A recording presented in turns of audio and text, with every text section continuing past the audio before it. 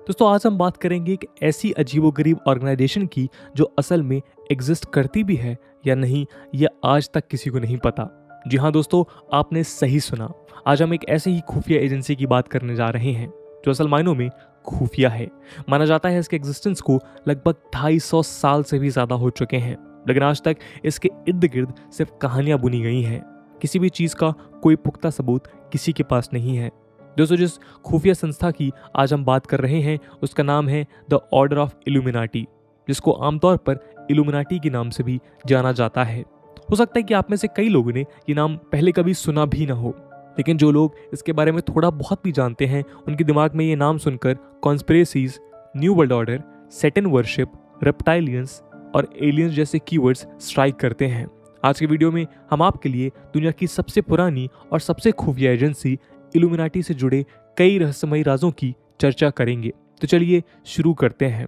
दोस्तों आपको जानकर हैरानी होगी कि इस दुनिया में एक ऐसी खुफिया एजेंसी भी एग्जिस्ट करती है जो किसी एक देश को नहीं बल्कि पूरे विश्व को कंट्रोल करती है। जी हाँ, कहा जाता है कि दुनिया के बड़े बड़े ताकतवर और अमीर लोग और उनकी संस्थाएं इस एजेंसी के थ्रू पूरे विश्व को कंट्रोल करती हैं। माना जाता है कि ये एजेंसी इतनी ताकतवर है कि ये पूरी दुनिया को अपने इशारों पर कठपुतली की तरह नचाती है। आप यकीन नहीं मानेंगे कि Queen Elizabeth, Isaac Newton, David Rockefeller, Bill Gates, George W Bush, Henry Kissinger, Mark Zuckerberg, Beyonce, Oprah, Katy Perry, Taylor Swift, Rihanna जैसे न जाने कितने पावरफुल बिजनेसमैन, पॉलिटिशियंस और सेलिब्रिटीज का नाम इस संस्था से जोड़ा जाता है। इतना ही नहीं, IMF और वर्ल्ड बैंक जैसे पावरफुल फाइनेंशियल इंस्टीट्यूशंस का नाम भी इससे जोड़ा गया है। ऐसा माना जाता है कि इस दुनिया की governments, banks, news, politics, entertainment industry और यहाँ तक कि हमारे टीवी पर आने वाले एडवर्टीजमेंट्स और कमर्शियल्स भी यही संगठन बेहद सीक्रेट तरीके से कंट्रोल करता है। साथ ही ये भी कहा जाता है कि जो भी संगठन से जुड़ा होता है वो अगर गलती से भी ये बात बाहरी दुनिया को बता दे तो उसको अपनी जान से हाथ धोना पड़ता है। इससे भी ज़्यादा चौंकाने वाली बात तो ये है, इस दुनिया में जब भी कोई भी ऐसी अजीबोगरीब चीज़ होती है जिसका कोई सबूत किसी को नहीं मिल पाता, हर उस रहस्यमयी चीज़ को भी इसी संस्था के माथे मढ़ दिया जाता है। उदाहरण के तौर पर कोरोना वायरस को लेकर दुनिया भर में चाइना को जिम्मेदार ठहराया गया। उसके ओरिजिन को लेकर तरह तरह की थ्योरीज सामने आई। कुछ का कहना था कि ये वायरस बैट से ह्यूमन में आया है, जबकि दूसरों का कहना था कि उसको लैब में प्रिपेयर किया गया है। खैर, जब कोरोना वायरस के ओरिजिन पर कोई पुख्ता सबूत नहीं मिल पाया, उस समय इसका इल्जाम भी इस खुफिया संगठन पर ही लगाया गया। दोस्तों इसके पीछे भी एक इंटरेस्टिंग कारण है।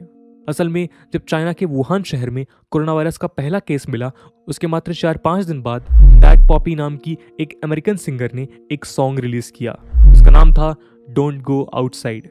इस गाने के लफ्ज साफ शब्दों में लोगों को घर पर रहने की चेतावनी दे रहे थे। इसमें पॉपी कह रही हैं कि सब गिर रहा है, सब खत्म हो रहा है और ये समय घर के बाहर जाने का नहीं बल्कि घर के अंदर रहने का है।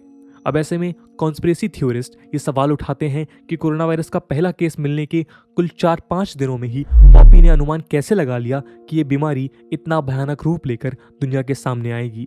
पॉपी ने अपने सटीक तरीके से अपने इस गाने में कोरोना वायरस पैंडेमिक से होने वाले वर्ल्ड वाइड लॉकडाउन का प्रेडिक्शन कैसे कर लिया।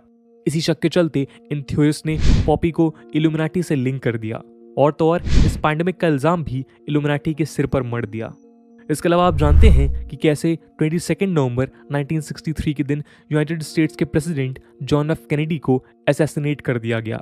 ये असैसिनेशन यूएस हिस्ट्री के सबसे बड़े अनसुलझे रहस्यों में से एक है। इस असैसिनेशन को लेकर समय समय पर कई खुलासे हुए, लेकिन कोई भी इसका असली सच पता नहीं कर पाया।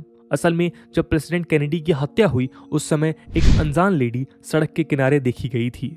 उसके हाथों में कैमरे की तरह दिखाई देने वाली एक अजीब सी चीज मौजूद थी और जैसे ही प्रेसिडेंट को गोली लगी तभी ये लेडी अचानक वहां से गायब हो गई। इनको द बाबुश्का लेडी का नाम दिया गया।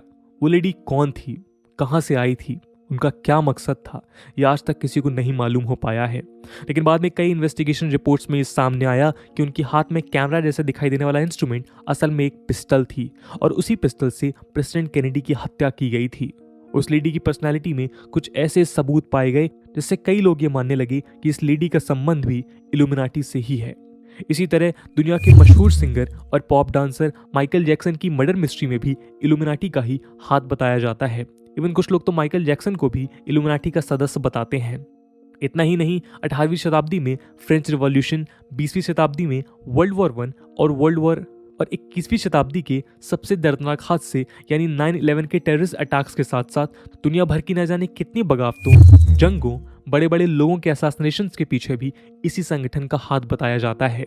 ये संगठन जितना रहस्यमयी है उतना ही बदनाम भी। जी हाँ, इसके खुफिया कारणों के चलते कई लोग तो इसको एलियंस या फिर डेविल वर्शिपिंग ऑर्गेनाइजेशन का भी खिताब दे चुके हैं। कई लोग तो ये भी कहते हैं कि ये लोग अपने शैतानी मकसद से पूरी ह्यूमैनिटी पर कंट्रोल पाना चाहते हैं। CIA यानी सेंट्रल इंटेलिजेंस एजेंसी के आर्काइव्स में 1991 में पब्लिश्ड आपको एक बुक मिलेगी। इस बुक का नाम था the blood lines of illuminati और इस बुक के पहले ही कुछ पेजेस पर यह साफ शब्दों में लिखा हुआ है कि जितने भी लोग इल्यूमिनाटी से जुड़े हुए हैं वो सब सैटन्स एलीट हैं। तो दोस्तों, ये संगठन इसी तरह के अटपटे जालों में बुना हुआ है, जहां एक तरफ कुछ लोग कहते हैं कि ये अब एग्जिस्ट नहीं करता, वहीं दूसरी तरफ यूरोप के कई देशों का दावा है कि ये संगठन आज भी हमारे बीच मौजूद है। तो दोस्तों, अभी तक ये सब सुनकर आपके दिमाग में कई सवाल गूंज रहे होंगे, जैसे कि आखिर क्या है इस इल्यूमिनाटी का सच, इसको कौन कौन लोग चलाते हैं, इसके जन्म के पीछे का मकसद क्या था और क्या ये सच में आज भी एग्जिस्ट करता है, और अगर करता भी है तो क्या ये सच में हमारी दुनिया को काबू करना चाहता है। इनका न्यू वर्ल्ड ऑर्डर का सपना क्या है। आज हम इल्यूमिनाटी की हिस्ट्री से लेकर मिस्ट्री से जुड़े सभी अटपटे सवालों के जवाब पर से पर्दा उठाने की कोशिश करेंगे। तो चलिए आगे बढ़ाते हैं इस थ्रिलिंग डिस्कशन को। आइए सबसे पहले शुरू करते हैं इस शब्द को समझने से। दोस्तों, इल्यूमिनाटी शब्द का ओरिजिन लैटिन शब्द इल्यूमिनाटस से हुआ है। इल्यूमिनाटस का मतलब है इनलाइटेंड या फिर इल्यूमिनेशन। ये नाम उस आइडिया से इंस्पायर हुआ जिसका मकसद था खुद को नॉलेज से इनलाइटन करना, एजुकेशन और रीजन के थ्रू खुद को इग्नोरेंस के चंगुल से निकालना। इस नाम के पीछे का क्या मकसद था वो हम आज जानेंगे। खैर, अगर बात करें इसके सिंबल की तो उसकी भी अपनी एक कंट्रोवर्सी है। वाइडली पॉपुलर बिलीफ के मुताबिक इल्यूमिनाटी का सिंबल है एक ट्रायंगल के अंदर बनी हुई एक आंख। इसको द आई ऑफ प्रोविडेंस या फिर एन ऑल नोइंग आई के नाम से भी बुलाया जाता है। लेकिन असल में ये आई सिंबल फ्री मैसनरी दल के सिंबल से मिलता जुलता था, जिसका मकसद ये दर्शाना था कि भगवान की आंखें हमेशा आपको देख रही हैं, इसलिए आपको इंसानियत को अपनाना चाहिए। फ्री मैसनरी भी एक और ऐसा ही अटपटा और खुफिया संगठन था जिसकी शुरुआत इल्यूमिनाटी से भी पहले हुई। यहाँ तक कि इल्यूमिनाटी के गठन की एक वजह फ्री मैसनरी सोसाइटी ही थी।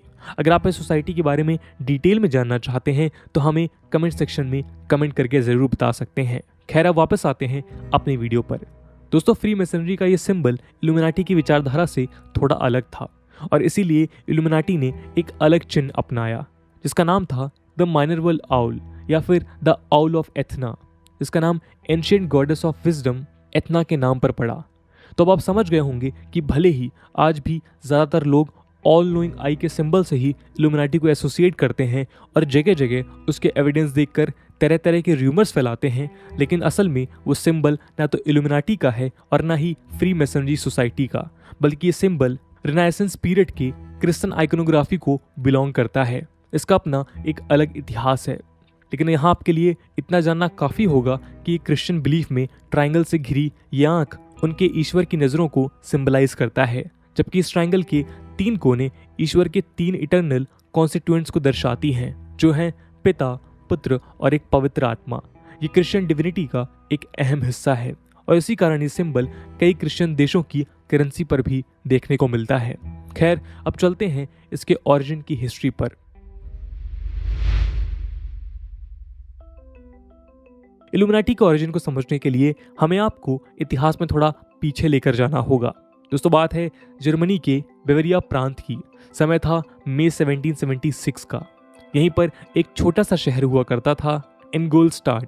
यहीं पर एक प्रोफेसर रहा करते थे, प्रोफेसर एडम विशॉप्ट। आपको बता दें कि इस पूरी सनसनीखेज कहानी के जन्मदाता यानी इल्यूमिनाटी के मास्टरमाइंड प्रोफेसर एडम विशॉप्ट ही थे। इस खुफिया एजेंसी के पीछे की सोच और इसकी बुनियाद प्रोफेसर विशॉप्ट के द्वारा केवल 27 साल की उम्र में रखी गई। एडम विशॉप्ट का जन्म 1748 में हुआ। 1773 में उन्होंने यूनिवर्सिटी ऑफ इंगोल्स्टाड को कैनन लॉ के प्रोफेसर के रूप में ज्वाइन किया। कैनन लॉ उन गाइडलाइंस और रेगुलेशंस का कंपाइलेशन था जिनको एक रिलीजियस अथॉरिटी के द्वारा उस रिलीजियस ऑर्गेनाइजेशन की गवर्नमेंट को रन करने के लिए कोडिफाई किया गया था। आसान भाषा में उनको चर्च लॉस कहा जाता है। यहाँ एक मजेदार बात यह है कि बिशॉप चर्च लॉस के एक्सपर्ट तो थे, लेकिन वो खुद कोई क्लेर्गी नहीं थे। लेकिन उस समय उनकी यूनिवर्सिटी और बाकी यूरोपियन देशों ने जीसुइट्स यानी हार्डकोर क्रिश्चियंस और मिशनरीज का बोलबाला था। चर्च की डोमिनेंस हर जगह प्रेवलेंट थी। रूलर्स डिस्पोटिक थे। लोग रिलीजन के खिलाफ नहीं बोल सकते थे। रीजन्स और साइंस का वहाँ कोई स्थान नहीं था। लोगों को अपनी बात तक रखने का फ्रीडम नहीं था। जीसुइट्स आम लोगों पर अपना कंट्रोल जमाना चाहते थे। ये लोग अंधविश्वास को बढ़ावा देकर क्रिटिकल थिंकिंग और साइंटिफिक रीजनिंग को खत्म करना चाहते थे। बिशॉप उस समय की धार्मिक विचारधारा से संतुष्ट नहीं थे। वो इसको एक ऑर्गेनाइज्ड रिलीजन कहते थे। ऑर्गेनाइज्ड रिलीजन यानी अपने मकसद को पूरा करने के लिए सोच समझकर सींचा गया धर्म। सोर्सेज बताते हैं कि बिशॉप लोगों को चर्च और रिलीजन के इसी एक्सट्रीमिज्म से निकालना चाहते थे। बिशॉप का मानना था कि साइंस और रिलीजन एक दूसरे के कॉम्पिटिटर नहीं बल्कि पार्टनर है, और इन दोनों ही मैटर्स में लोगों को फुल फ्रीडम मिलना चाहिए। अपनी इस फिलॉसफी के बेसिस पर वो एक न्यू वर्ल्ड ऑर्डर का निर्माण करना चाहते थे। अपने इसी मकसद के चलते प्रोफेसर बिशॉप ने अपनी यूनिवर्सिटी के 4 स्टूडेंट के साथ मिलकर बहुत ही खुफिया तरीके से इल्यूमिनाटी का गठन किया। इन लोगों ने खुद को परफेक्टिबिलिट्स कहा। परफेक्टिबिलिस्ट यानी वो लोग जो समाज में ऐसा बदलाव करना चाहते हैं जो समाज में एक तरह का परफेक्शन ला सके। इवन पहले सोसाइटी का नाम द ऑर्डर ऑफ परफेक्टिबिलिस्ट ही था, लेकिन बाद में इसका नाम बदलकर द ऑर्डर ऑफ इल्यूमिनाटी रख दिया गया। तो दोस्तों, इस तरह जन्म हुआ इल्यूमिनाटी का। दोस्तों, एक तरह से देखा जाए तो इल्यूमिनाटी 18th सेंचुरी के इनलाइटमेंट का बाई प्रोडक्ट था। इसलिए शायद प्रोफेसर बिशॉप का एक न्यू वर्ल्ड ऑर्डर का विजन भी कुछ हद तक इनलाइटमेंट के प्रिंसिपल से मिलता जुलता था। कॉन्स्पिरेसी थ्योरिस्ट के आर्काइव्स बताते हैं कि बिशॉप का ये विजन काफी ब्रॉड था। बिशॉप पूरी दुनिया में एक रेवोल्यूशन लाना चाहते थे, एक ऐसा रिवॉल्यूशन जिसके चलते एक यूनिवर्सल रिपब्लिक का जन्म हो। लेकिन बिशॉप की इस रिपब्लिक के जन्म के लिए क्रिश्चियनिटी और बाकी सभी तरह के रिलीजन का डिस्ट्रक्शन होना जरूरी था। वो रिलीजन को एथिज्म से और इकोनॉमिक मॉडल को कम्युनिज्म ऑफ गुड से रिप्लेस करना चाहते थे। बिशॉप ह्यूमैनिटी को हर तरह के मोरल, सोशल और रिलीजियस कंस्ट्रेंट से मुक्त करके एब्सोल्यूट इक्वलिटी और सोशल फेटर्निटी एम्ब्रेस करना चाहते थे। बिशॉप कहते थे कि ऐसे ऑर्डर से जो अर्थली पैराडाइज क्रिएट होगा उसको किसी सिविलियन गवर्नमेंट की नहीं बल्कि एक इनलाइटेंड एलीट यानी कि इल्यूमिनाटी के द्वारा रूल किया जाएगा। यही उनके न्यू वर्ल्ड ऑर्डर का ब्लूप्रिंट था। लेकिन दोस्तों, वो ये सब केवल 5 लोगों के दम पर तो नहीं कर सकते थे, तो इसलिए उन्होंने दुनिया भर के पढ़े लिखे, रिच और इन्फ्लुएंशियल लोगों को अपने साथ जोड़ना शुरू किया। कुछ ही सालों में बढ़ते बढ़ते इस संगठन में 2500 से 3000 लोग तक जुड़ चुके थे। जाहिर है कि जैसे जैसे इनका नेटवर्क बढ़ना शुरू हुआ वैसे वैसे उस समय की गवर्नमेंट और चर्च अथॉरिटीज को खतरा महसूस होने लगा। उनको डर था कि अगर ये सक्सेसफुल हो गए तो उन्हें अपनी पावर से हाथ धोना पड़ेगा। इसी के चलते 1784 में ड्यूक ऑफ बेवेरिया चार्ल्स थियोडोर ने एक लॉ पास किया जिसके चलते सभी सीक्रेट सोसाइटीज को बैन कर दिया गया। इस लॉस के चलते इल्यूमिनाटी के कई लोग पकड़े गए। इसके बाद इसमें केवल 30 से 40 पावरफुल लोग ही बचे जिन्होंने 1800 के दशक में एक बार फिर इस संगठन को पुनर्जीवित करने की ठानी, लेकिन इस बार और भी ज्यादा सावधानी और सीक्रेसी के साथ। इस दौरान प्रोफेसर बिशॉप की भी डेथ हो चुकी थी। इल्यूमिनाटी की कमान अब कुछ चुनिंदा पावरफुल और लालची लोगों के हाथ में थी जिनके इरादे बिल्कुल भी अच्छे नहीं थे। कुछ थ्योरीज बताती हैं कि इनका इन्फ्लुएंस कम करने के लिए चर्च और रिलीजियस अथॉरिटीज ने इन लोगों के खिलाफ एक प्रोपेगेंडा शुरू किया जिसमें लोगों को सैटन और एलियन से कंपेयर किया जाने लगा। कुछ लोगों का मानना यह भी है कि चर्च की नज़रों में जो भगवान को नहीं मानता है उसको शैतान का दर्जा दिया जाता है, इसलिए इन लोगों को सैटन वर्शिपर्स भी कहा जाने लगा। जैसे जैसे समय बीतता गया इन रेफरेंसेस का यूज कई बुक्स और मूवीज में भी किया जाने लगा। एक्सपर्ट्स कहते हैं कि इस वजह से ये सब पॉपुलर कल्चर में घुल मिल गया। इल्यूमिनाटी का इसके बाद क्या हुआ ये किसी को नहीं पता। कई घटनाओं को देखकर तो आज भी लगता है कि इल्यूमिनाटी अभी तक जीवित है और आज भी हम लोगों के बीच खुफिया तरीकों से ऑपरेट कर रहा है। लेकिन कई थ्योरीज ये भी बताती हैं कि आज ऐसा कुछ भी नहीं है और ये सब रूमर्स केवल हमारे लीडर्स और कुछ कल्प्रिट्स की गलतियों का एक एस्केप टूल बन चुका है। अब ये सब चीज़ें कितनी सच हैं और कितनी झूठ इसका पुख्ता सबूत तो किसी के पास नहीं है, लेकिन जो भी हो ये बात तो तय है कि इल्यूमिनाटी का जन्म एक नेक मकसद के साथ हुआ था, लेकिन वो शायद कभी पूरा नहीं हो पाया है। तो दोस्तों, ये थी कहानी इल्यूमिनाटी की। इस पूरी केस स्टडी के ऊपर आपका क्या ओपिनियन है कमेंट सेक्शन में ज़रूर बताइएगा। और क्या आप इल्यूमिनाटी पे भरोसा करते हैं या नहीं, ये भी आप कमेंट सेक्शन में लिख सकते हैं। आज की वीडियो के लिए इतना ही। आई होप आपको वीडियो पसंद आई होगी, और अगर पसंद आई है तो अपने दोस्तों के साथ शेयर करना मत भूलिएगा। मिलते हैं अगले वीडियो में, तब my YouTube channel AH funny TV को सब्सक्राइब करें, लाइक करें और शेयर करें। शुक्रिया।